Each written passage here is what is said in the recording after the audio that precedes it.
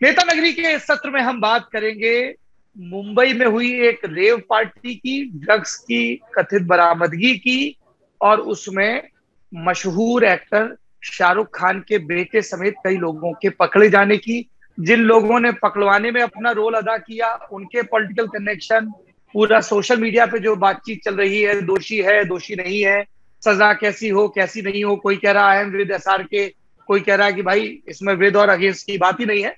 तो बहुत सारे एंगल हैं। इन पर बात करने के लिए हमारे साथ जुड़े हैं वरिष्ठ पत्रकार और क्राइम रिपोर्टर। देखिए, रिपोर्टर हमेशा रहना चाहिए, कोई कितना भी बड़ा संपादक हो जाए। शम्स ताहिर खान साहब, बहुत बहुत स्वागत है आपका नेता नगरी में। और शुक्रिया शुक्रिया शुक्रिया। मुझे फील्ड पे बहुत सारे लोग मिलते हैं जो आपके क्राइम तक के शोज की बड़ी तारीफ करते हैं, कहते हैं कि भाई हम वो जरूर देखते हैं। तो हम कह देते हैं कि हम भी जानते हैं भाई, हम भी प्रणाम कर लेते हैं। मोहब्बत आपकी सौरभ भाई। दूसरे मेहमान हैं मुंबई तक के संपादक साहिल जोशी जी, बहुत बहुत स्वागत है आपका। धन्यवाद, थैंक यू सो मच। मैं भी फील्ड पे यही कहता हूँ कि मैं शम्स के साथ काम करता हूँ और मैं उनको 20 साल से जानता हूँ, तभी लोग चलिए, मुझे बढ़िया पहचानते हैं। बढ़िया। ये अब देखिए, अब ये दो बड़े बुजुर्गों की आपस की छींटाकशी, अब हम इसमें नहीं पड़ेंगे कि शम्स भाई साहिल भाई के लिए क्या कह रहे हैं और साहिल भाई शम्स भाई के लिए क्या कह रहे बड़े पे नहीं, बुजुर्गों पे आपत्ति है मुझे। हैं। चलिए, इस विषय पर बात करते हैं। बातचीत शुरू करेंगे मेरे साथी निखिल। पहले हम साहिल सर से ही शुरू करना चाहते हैं। हम जब ये केस सबसे पहले सामने आया तो जिस दिन अरेस्ट हुए और ये चीज खबर ब्रेक हुई उस दिन बहुत ज्यादा अप्रोच नहीं था सर, क्योंकि हम ये जानते हैं कि पार्टीज हुआ करती हैं, उसमें यंग लोग ये सारी चीजें करते हैं और जब एजेंसीज उन तक के पहुंचती हैं तो देयर इज ट्रबल, उनको पकड़ के ले जाया जाता है और फिर वो चीज हम बहुत अच्छे से जानते हैं। लेकिन जैसे जैसे ये केस लंबा होता गया वैसे वैसे ही एतराज ऊपर आता गया कि आपने बाकी जो गतिविधियां एनसीबी की हैं या मुंबई पुलिस की हैं, ड्रग बस्ट दूसरे, उन पर ध्यान ज्यादा नहीं है, इस केस पर ज्यादा ध्यान है, क्योंकि इसमें एक चर्चित एक्टर बहुत सक्सेसफुल जो अपनी लाइफ में रहे हैं उनको अपने हील्स पे लाने के लिए इस चीज को प्लॉट किया गया।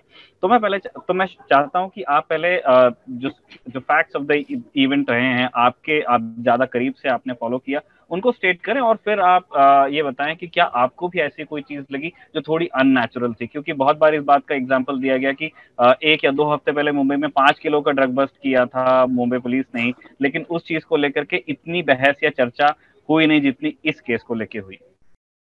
देखो, ऐसा है कि कोई भी केस की जिसमें कोई बड़ा नाम आता है, फिर वो कितनी भी छोटी केस हो, वो ज्यादा चर्चा में आएंगी। और ये स्वभाव है सिर्फ मीडिया का नहीं, तो लोगों का भी। लोग भी उसी केस को सर्च करेंगे कि जिसमें कोई बड़ा नाम इन्वॉल्व हो। अगर हम उनको बताएं कि फला फला एजेंसी ने 1,000 करोड़ रुपए का ड्रग पकड़ा है, तो कोई पड़ेगा नहीं खबर। लेकिन अगर आप उसमें जोड़ दें कि XYZ फिल्म स्टार के बेटे या ड्राइवर या खुद फिल्म स्टार के पास 0.001 मिलीग्राम कोई ड्रग मिला है, तो उसको जरूर पढ़ेंगे लोग। तो ये स्वभाव है, मानवीय स्वभाव है। और मेरे ख्याल से कई बार एजेंसीज उसको लेकर भी खेलती है।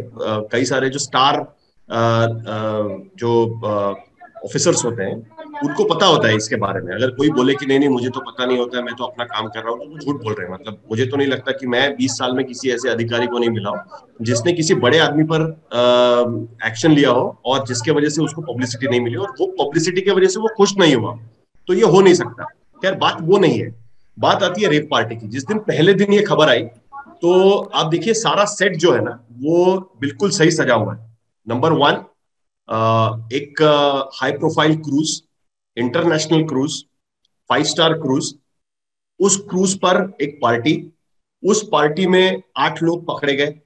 8 लोग जो पकड़े गए उसमें बॉलीवुड के सबसे बड़े सुपरस्टार का बेटा आर्यन खान, जो पहले से, मतलब अब तक उसने फिल्म में कदम भी नहीं रखा है, ना उसके नाम पर कोई ऐसी बात है कि वो किसी फिल्म में काम करने वाला है, लेकिन फिर भी वो सालों से सबको मालूम है।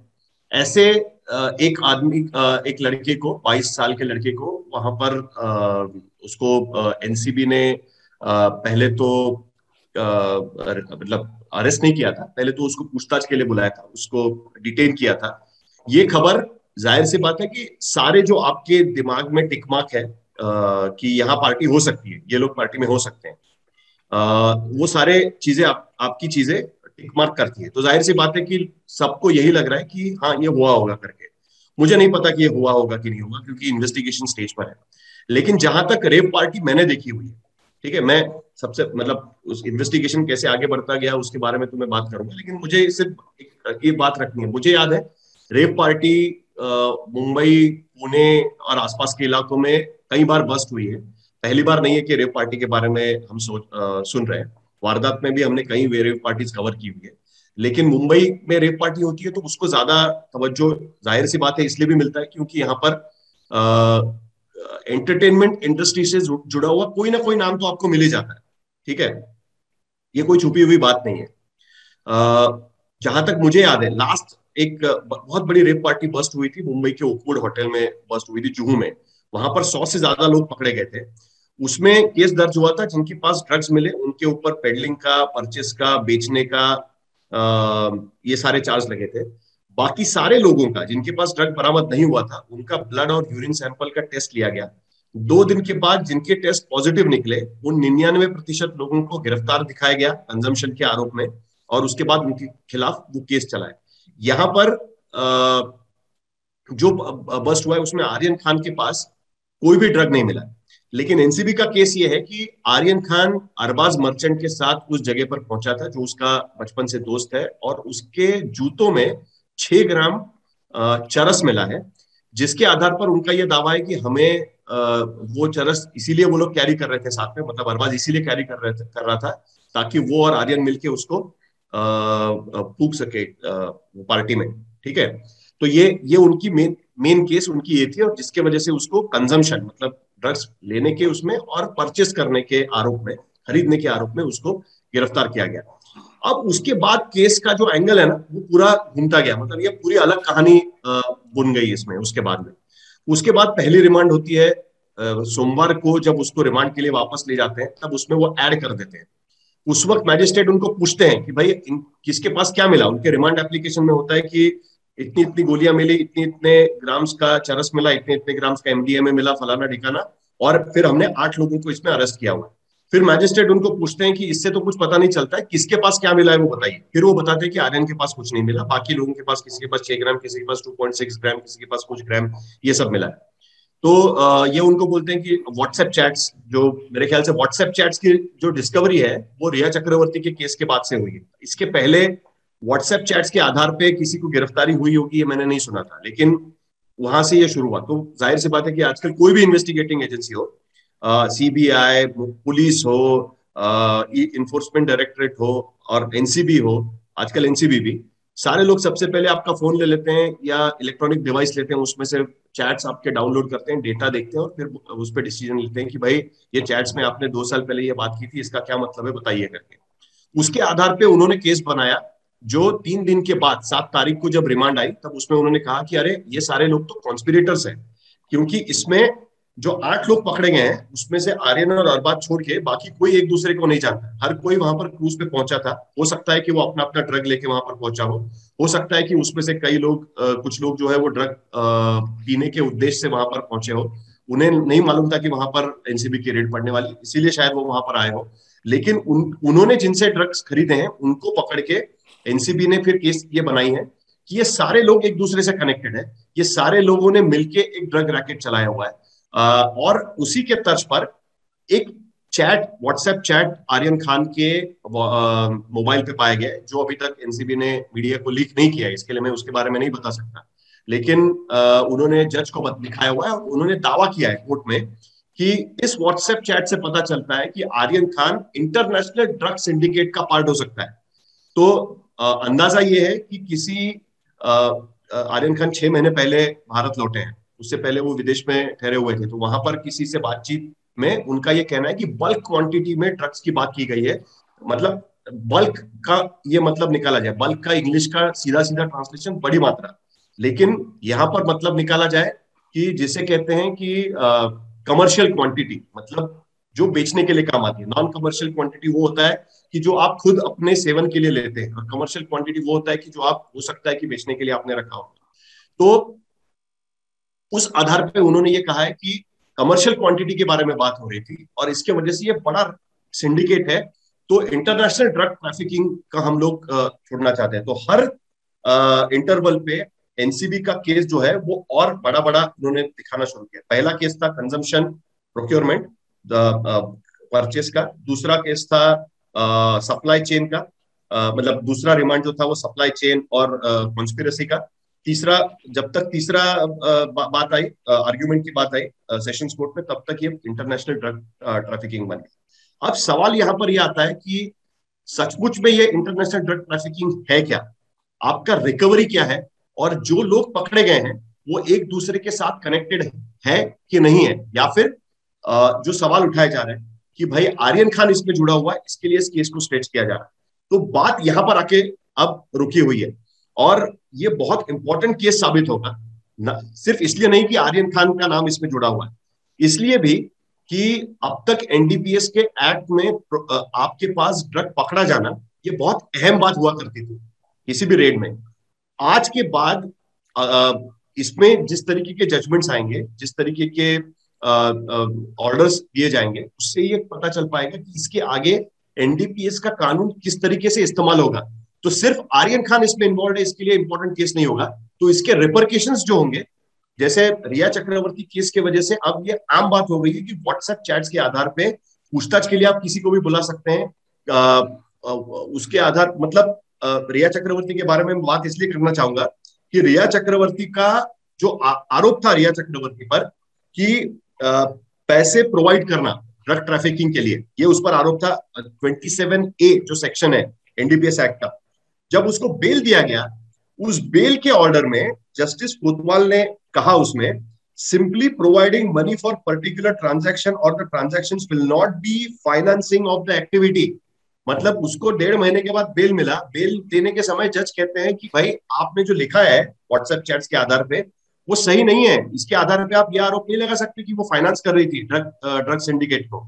ये आरोप लगाना गलत है, इसके लिए इसकी बेल पे रिहाई होनी चाहिए, बट ये बेल फाइनली उनको बॉम्बे हाई कोर्ट से मिल पाया।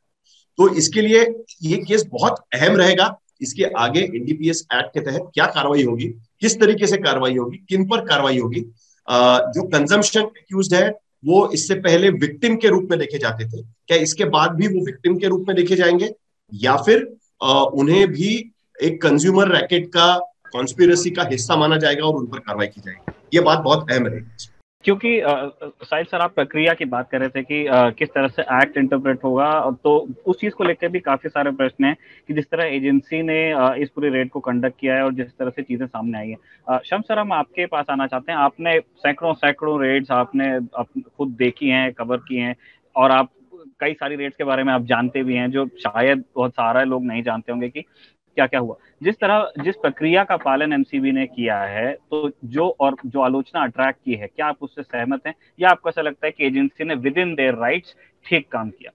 देखिए, जिस तरीके से अभी साहिल ने 27A से मैं शुरू करूंगा, जो बात की थी एक इसी केस के बाद last year Rhea Chakraborty and Showik Chakraborty के बाद, एक उस वक्त ट्रेंड बन गया था कि एनसीबी किसी को भी पकड़कर उसका स्टेटमेंट लेती थी और कहती थी कि वो एनडीपीएस एक्ट 67 उसके तहत ये बयान है और वो कोर्ट में एडमिसिबल है, क्योंकि वो एक तरह से मजिस्ट्रेट के सामने दिया गया बयान माना जाता था। सुप्रीम कोर्ट ने इसके बाद अपना फैसला सुनाया और कहा कि एनसीबी की हिरासत में दिया गया बयान वो इस तरीके से एडमिसिबल नहीं माना जाएगा। आप तो उस बयान का आप कोई मतलब नहीं है, वरना पहले उस बयान में था कि आपको बेल भी नहीं मिलती। 27A को लेकर बहुत सारे सवाल उठे। मैं सिर्फ 2-3 चीजें कहना चाहूंगा। एक, 3-3 हजार करोड़ के ड्रग्स मिलते हैं, सुर्खियां नहीं बनती हैं, 54 ग्राम मशहूर हो जाता है। तो यहाँ भी 4 और 6 ग्राम की बात है, वो भी वो सारे चरस और गांजे की बातें हो रही है। लेकिन अगर आप शुरू से आ जाए, last year Sushant Singh Rajput case के बाद 3 एजेंसियां थी, जब सीबीआई थी, इसके अलावा ईडी थी, फिर एनसीबी कूदी। पहली गिरफ्तारी एनसीबी ने की थी, जबकि जांच हो रही थी सुशांत की मौत को लेकर, लेकिन आया मामला ड्रग्स में लेकर। उसके बाद एक लंबी परेड हुई, रिया चक्रवर्ती, शौविक चक्रवर्ती, उसके बाद सितारों की परेड हुई, चाहे वो फिर दीपिका पादुकोण हो, रकुल प्रीत हो, श्रद्धा कपूर हो, सारा अली खान हो, और न जाने कितने। साल से तो ऊपर बीत गया, लगभग 1.25 साल हो गए। उन केसेस का क्या हुआ? क्योंकि आपने परेड भी कराई, पूछताछ भी की, और वहां पे भी सेम यही मामला था 4 ग्राम 6 ग्राम खरीदना पिलाना। जैसे रिया चक्रवर्ती के केस में था कि वो ट्रांजेक्शन भी प्रूफ हुआ व्हाट्सएप चैट के जरिए। अब वो 20-20 हजार रुपए पैसे दे रही है हर 4 दिन में, तो 20-20 हजार रुपए में कितनी क्वांटिटी में आती है? वो आप जब कंजम्पशन के लिए आती है वही आती है सिर्फ। तो आप शुरू में कहा था एनसीबी ने कि ये एक ड्रग पूरा सिंडिकेट है वो कहीं साबित नहीं हुआ, और जो बाकायदा चार्जशीट है उसमें भी कहीं अब मेंशन नहीं है, लेकिन वो 1.5 महीने निकाल दिया और उस वक्त सारे निकाल दी, माइलेज फुटेज सब ले लिया। अब यहाँ पे अगर इस केस में भी मैं आता हूँ, आज 12 दिन हो गए 2 अक्टूबर से, आप आर्यन खान को माइनस कर दीजिए जो 8 लोगों को गिरफ्तार किया गया था, 8 में से आर्यन खान को माइनस कर देता हूँ और सिर्फ 7 को अब रखता हूँ, आपको लगता है कि 12 दिन तक मीडिया इस खबर को कवर करती? बिल्कुल भी नहीं, क्योंकि इतनी मात्रा में पकड़ी भी नहीं की, बल्कि मैं तो ये भी कहूंगा कि बाकी के 7 लोग जो पकड़े गए उनमें से शायद लोगों को पता भी नहीं था कि उनके बाप का नाम क्या है। तो एनसीबी के ऊपर एक इल्जाम लगता रहा है कि वो अपनी पब्लिसिटी और शोहरत के लिए इस तरह की चीजें करती है, और ये इल्जाम कहीं ना कहीं मैं मानता हूं कि थोड़ा बहुत सच है। उसकी वजह ये है कि अगर आप पूरा केस उठाकर देखें, आप छोटे छोटे ड्रग पेडलर को हर बड़े ऑपरेशन के बाद गिरफ्तार करते हैं। आप रिया चक्रवर्ती केस के बाद भी मुंबई में जगह जगह छापे पड़े, पता नहीं 15, 20, 30 लोगों को पकड़ा गया, अभी भी 20 तक पहुंच गए हैं ये। लेकिन वो कौन से हैं? 4, 5, 6, 8, 10 ग्राम वाले। बड़ी मछलियां आज तक एनसीबी ने कितनी पकड़ी हैं? जब से एनसीबी का जन्म हुआ इस देश को नशा मुक्त करने के लिए, आप नाम जहन पे दौड़ते दौड़ाते जाइए। ये केबीसी का भी सवाल हो सकता है कि कितने बड़े ऐसे ड्रग पेडलर हैं जिनको पकड़ा गया।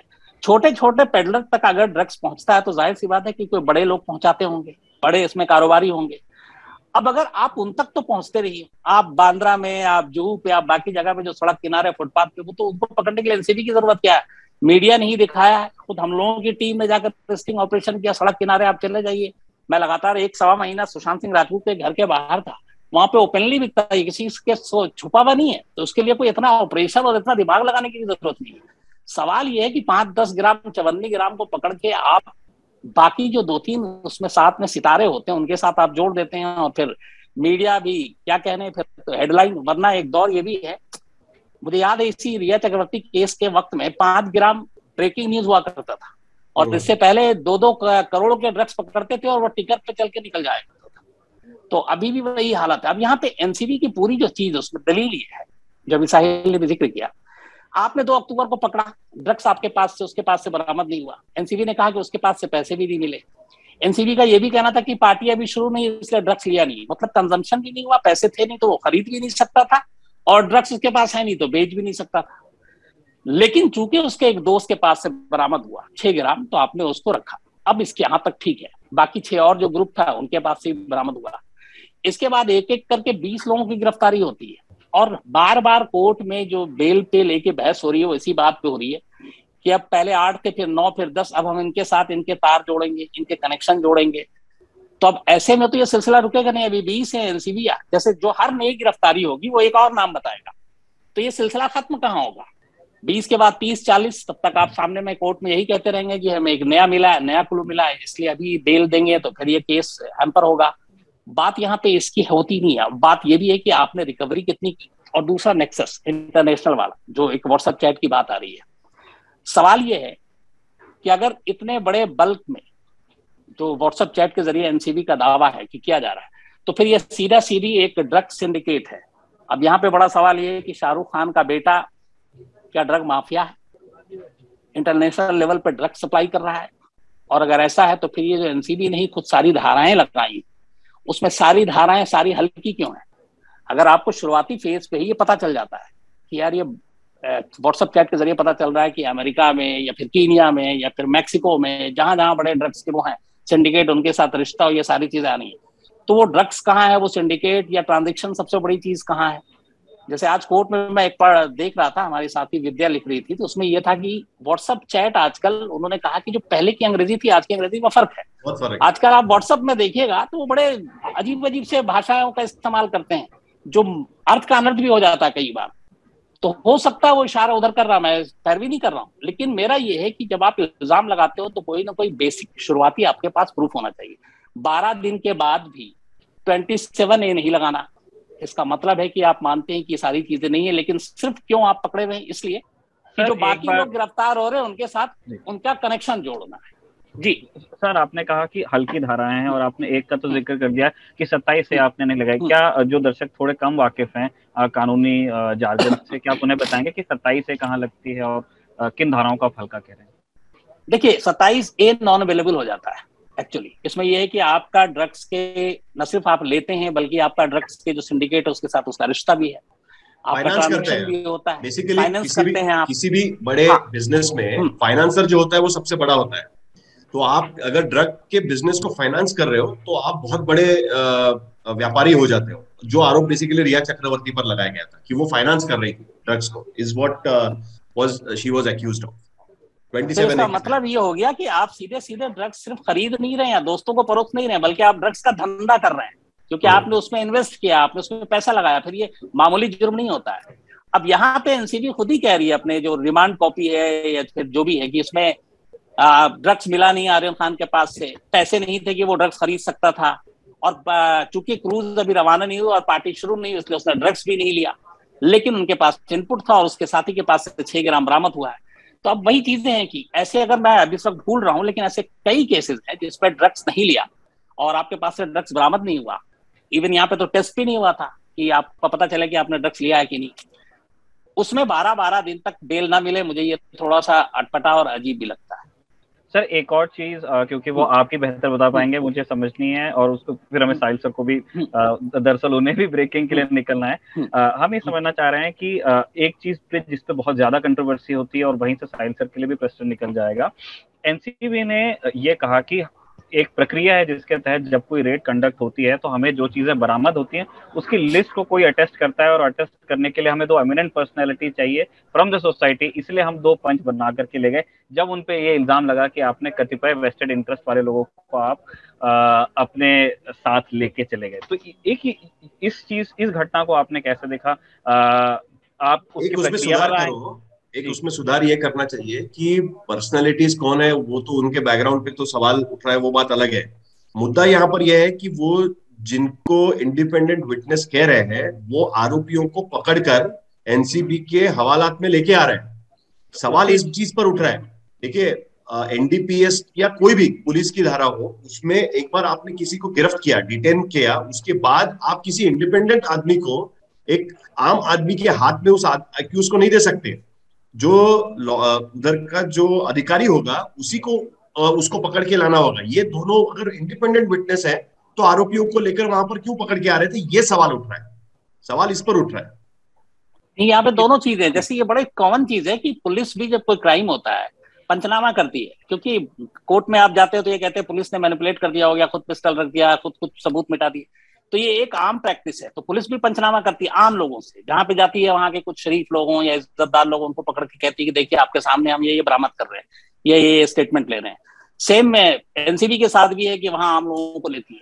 बात यहाँ पे जो अभी साहिल ने कही वो बड़ी खतरनाक बात और सीरियस बात है। सिर्फ बात ये नहीं है कि आपने 2 विटनेस इंडिपेंडेंट लिए, आप सारे वीडियो और वायरल देखिए, बल्कि पहले 1-2 दिन तो यही बात चल रही थी कि वो जो शख्स था वो एनसीबी का ही कोई अफसर है। हम सभी ढूंढ रहे थे कि भैया ये कहाँ तैनात है, हम तो कभी मिले नहीं, कभी इसको देखा नहीं।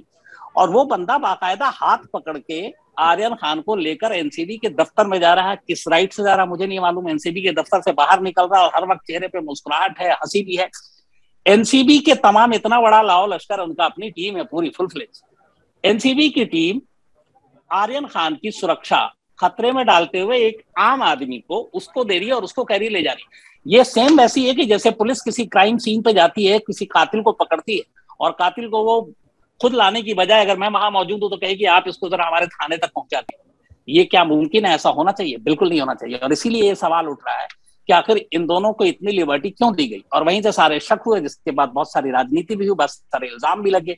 और एनसीबी को वाकई इसके लिए सफाई देनी पड़ेगी कि एक बाहरी आदमी को आप कैसे उस शख्स को कह सकते हैं कि आप इसको पकड़ के या तो एनसीबी के दफ्तर तक ले जाओ। या तो आपके पास अगर मैन पावर की कमी आप देखेंगे तो एनसीबी के दफ्तर के बाहर सिक्योरिटी के लिए वो मुंबई पुलिस से कहते हैं। मुंबई पुलिस बाकायदा वहां बैरिकेड लगाती है, उनके काफिले के साथ भी चलती है। तो यहाँ पे भी आप मुंबई पुलिस से हेल्प ले सकते थे, एक बाहरी आदमी से हेल्प लेने की क्या जरूरत थी? इसी प्रश्न के दूसरे हिस्से के लिए साहिल सर हम आपके पास आना चाहते हैं। एनसीबी के रेड के जो वीडियोस नवाब मलिक शेयर करते हैं, उनके वीडियोस में न सिर्फ ये एलिगेशन वो लगाते हैं कि 2 बाहरी लोग हैं, बल्कि उसमें वो ये भी कहते हैं कि एक व्यक्ति इसमें भारतीय जनता पार्टी से जुड़ा हुआ है 1। उसके बाद हम देखते हैं कि नवाब मलिक एक स्ट्रिंग ऑफ एलिगेशंस लगाते हैं एनसीबी के ऊपर, और बाद में वो चीज एनसीबी से बड़े होके सेंट्रल एजेंसीज की हो जाती है, जब आईटी के छापे भी पड़ते हैं अलग अलग एनसीपी नेताओं के ऊपर। तो इसको अलग अलग तरीके से रीड करने की कोशिश की गई दिल्ली में।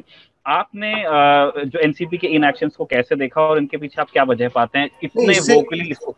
इस पे अलग अलग रीड करने की बात ही नहीं है। सीधा सीधा उनका आरोप है कि सेंट्रल एजेंसीज सेंट्रल गवर्नमेंट को रिपोर्ट करती है और हर सेंट्रल एजेंसी का उपयोग किया जा रहा है जहां जहां पर विपक्ष की सरकारें हैं या उनके विपक्ष उनके खिलाफ जो आवाज उठा रहे हैं उनको बदनाम करने के लिए उन लोगों का इस्तेमाल किया जा रहा है। ये सीधा सीधा आरोप है, उसमें अलग अलग नजर से देखने की कोई बात ही नहीं उठती। सीधा आरोप उन्होंने लगाया हुआ है। और ये आरोप सिर्फ नवाब मलिक ने, शरद पवार ने कल प्रेस कॉन्फ्रेंस की और प्रेस कॉन्फ्रेंस में लंबा उन्होंने उस पर बातचीत की। सिर्फ उसमें फर्क यह है कि अब तक सीबीआई और एनफोर्समेंट डायरेक्टरेट पर ये आरोप लगते थे, पहली बार नार्कोटिक्स कंट्रोल ब्यूरो का भी इसमें नाम जोड़ा गया है।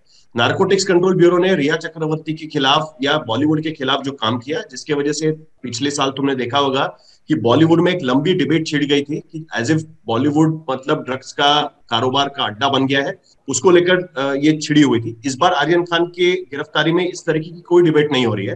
वो जो सारे लोग उस वक्त बात करते थे, रवि किशन से लेकर बाकी सारे लोग, वो इस बार बात नहीं कर रहे हैं। तो इस बार वो डिबेट नहीं है। लेकिन कहीं ना कहीं उनका ये कहने का मतलब है कि जिस तरीके से वो लोग रेड्स कंडक्ट कर रहे हैं या जिस तरीके से वो कर रहे हैं, वो कहीं ना कहीं जहां पर विपक्ष की सरकार है वहां के शहरों को बदनाम करना, वहां की स्थिति को बदनाम करना। क्योंकि देखिए, एनसीबी के रेड के बाद तुरंत बीजेपी ने आरोप लगाया कि मुंबई पुलिस क्या सो रही है, इतनी बड़ी रेड होती है, देखिए मुंबई पुलिस को मालूम नहीं, एनसीबी ने देखिए कैसे पकड़ लिया। तो वहां से वो धागा शुरू हुआ। तो इन्होंने बताने की कोशिश की कि भाई एनसीबी का रेड ही पूरा प्लान्ड है। उनका ये कहना है कि ये तो पूरा प्लांटेड रेड है, इसमें किसी का कोई संबंध नहीं है, उसको बुला के वहां पर ये करवाया गया है। ये पूरा झूठा फैलाया जा रहा है, पूरा एक तरीके से माहौल तैयार किया जा रहा है। तो आरोप बड़ा सिंपल और सीधा है। अब तक ईडी और सीबीआई पे आरोप लग रहे थे, अब उन्होंने नार्कोटिक्स कंट्रोल ब्यूरो को भी उसमें लेकर आ गए। इससे पहले ड्रग्स से रिलेटेड कभी भी कोई भी किसी भी तरीके से रेड हो, कार्रवाई हो, उस पर कोई भी नेता किसी भी तरीके से आज तक बात करते हुए मैंने नहीं देखा है। लेकिन और ये भी नया नहीं है, बॉलीवुड में संजय दत्त का केस है, फरदीन खान का केस है, सबको पता है कि इस तरीके की केसेस पहले हो चुकी है, कभी उस पर कंट्रोवर्सी नहीं हुई है। इस बार कंट्रोवर्सी हो रही है क्योंकि जिस तरीके से वो पेश किया जा रहा है, जिसका जिक्र शम्स भी कर रहे थे, तो उससे वो दरअसल आरोप लगना शुरू हुआ है। और जाहिर सी बात है कि विपक्ष, मतलब यहाँ की सरकार केंद्र की विपक्ष है, तो जाहिर सी बात है कि उस तरीके से उस पर आरोप लगना शुरू हो गया। दरअसल मैं उसको अलग अलग रीडिंग के लिए क्यों पूछ रहा था, क्योंकि जैसे दिल्ली में इस तरह से भी बातें हो रही थी कि बॉलीवुड में जैसे इंडस्ट्रियलिस्ट के बारे में कहा जाता है कि एक बॉम्बे क्लब है, अब उसमें वो किसको फंड करते हैं, किसके साथ उनके संबंध अच्छे हैं खराब है, उसको लेके अलग चर्चा चलती है। वैसे ही फिल्म स्टार का भी एक कैटेगराइजेशन अभी विद टाइम शुरू हुआ है कि किसकी सिंपैथीज कहाँ लाया करती हैं। उस तरह का भी इसमें कोई एलिमेंट था, या फिर एक ये प्योरली एक रिएक्शन था एनसीपी की तरफ से कि एक दिल्ली से आकर के हमारे यहाँ रेड हुई है? बस इसको तो पूरा एंगल ये बन रहा है कि दिल्ली में बैठे हुए लोग जहां पर उनकी सरकार नहीं है वहां पर उनको दबाने की कोशिश कर रहे हैं, उस तरीके से उस पर आरोप लग रहा है। तो एंगल तो उसमें नवाब मलिक का पर्सनल एंगल भी है। नवाब मलिक तो बहुत दिन से कोशिश कर रहे थे कि इस पर कुछ करें, क्योंकि नवाब मलिक के जो सन इन लॉ है, जमाई है, उनको गिरफ्तार किया था नार्कोटिक्स कंट्रोल ब्यूरो में। और अभी जो उनका बेल ऑर्डर आया है, उसमें बेल ऑर्डर में लिखा गया है कि जो आरोप लगाया गया था सिंडिकेट चलाने का, वो आरोप साबित नहीं होता है। इसके लिए जो स्ट्रिंजेंट सेक्शंस है, 27A या 37 सेक्शंस है, वो लागू नहीं होते, इस तरीके का ऑर्डर दिया गया। तो नवाब मलिक तो इंतजार कर रहे थे कि उनको मौका मिले कि इस तरीके का आरोप लगाया जा सके, और कहीं ना कहीं एनसीबी ने उनको ये मौका दिया है। और दूसरी तरफ सेंट्रल एजेंसीज के खिलाफ एक माहौल बनाने की कोशिश है। देखिए, सेंट्रल एजेंसी की कार्रवाई होती है तो उसमें बदनामी भी होती है, तो उसका कहीं ना कहीं रिवर्ट या जवाब तो देना पड़ेगा। जिन पर कार्रवाई हो रही है वो जवाब वो देने की कोशिश कर रहे हैं। लेकिन मुझे जाना है, तो मेरे ख्याल से आप शम्स के साथ कंटिन्यू करिए प्लीज। बिल्कुल बिल्कुल बिल्कुल, मैं एक्चुअली कंक्लूड ही कर रहा था यहाँ पे। शुक्रिया आप दोनों ने। शाम आप दोनों की बड़ी बिजी होती है, उसमें भी आप लोगों ने जनता नगरी के लिए टाइम निकाला, थैंक यू वेरी मच। दोबारा जब इस केस पे बात होती है तब हम आपसे तफसील से बात करना चाहेंगे। Thank you.